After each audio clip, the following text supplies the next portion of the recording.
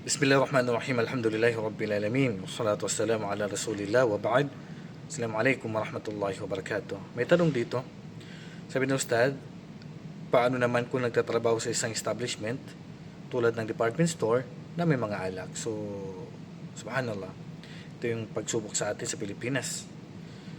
Anumang trabaho na alam natin na ang tindahan na to, establishment na to, ang department store na to, ang mall, o ang pinagtatrabahuan mo na pwesto halimbawa, ay nagbibenta ng alak, baboy, o nagsiserve ng karne ng baboy, ng mga kainan, ay hindi po tayo pwede magtrabaho diyan.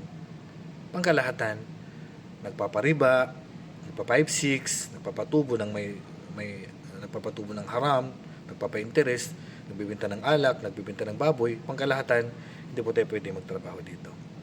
Kasi po, yun po yung sabi ng Allah subhanahu wa ta'ala, wala ta'awanu alal ithmi wal udwan, huwag kayo magtulungan sa gawain na kahalayan at kasalanan.